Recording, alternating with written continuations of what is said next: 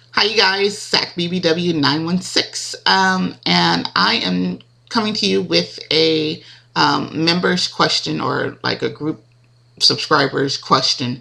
I forgot her name before I pulled up the webcam, and so basically you guys can't see my computer, but it takes up the whole thing and will not record if I go out of here. But anyway, for her question, she sent it to my email. So it didn't get shown in the comments, but what the question was, do I actually style my hair like this?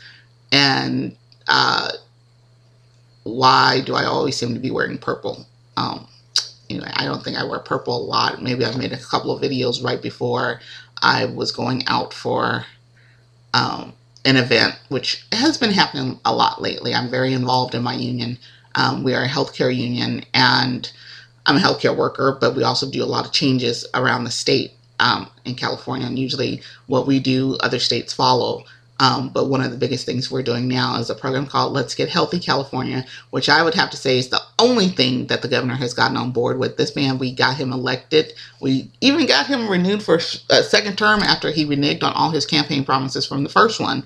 And now he, remember when I was in Las Vegas for 3 weeks with the Obama campaign? Well, people here were all over the state were defeating this one proposition called Prop 30 to keep it from passing, so that Governor Brown did not have to cut $400 million from the healthcare budget.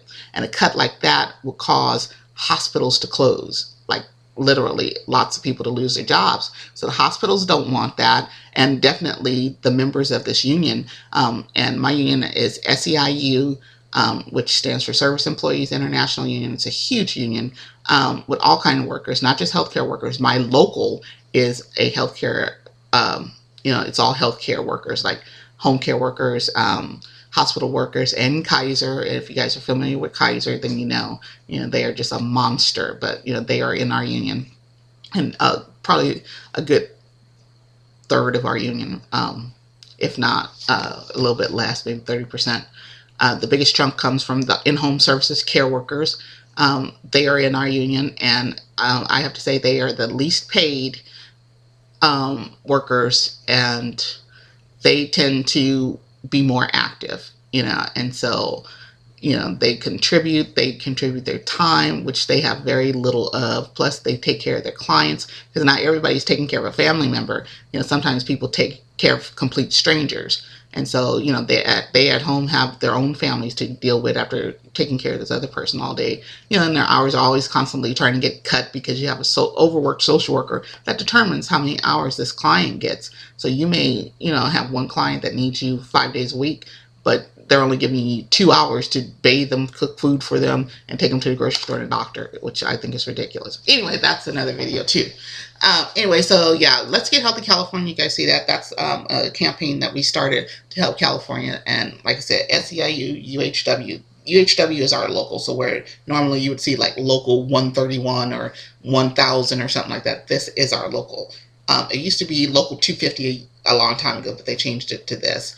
And I am an executive board member of this union for right now. My term is up, I think, in a couple of years. So anyway, that was the reason why you tend to see me wearing purple, because usually I make these videos right before I go out, because my hair is combed, and that way you guys don't have to look at me looking all crazy.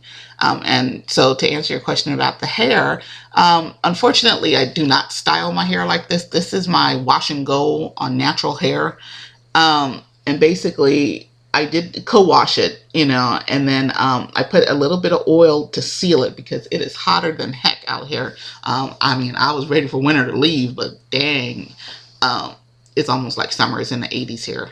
And it is a dry heat. So anyway, put a little oil to keep it moisturized, because obviously I can't run around with a water bottle in my car. I could, but it would look kind of funny. Anyway, so yeah, that's a permanent part, so that's why the hair falls like that. As much as I've tried to get it to not do that, or to bring this back to the middle, so I could cut this off and just have a regular shaved afro, it's still gonna fall.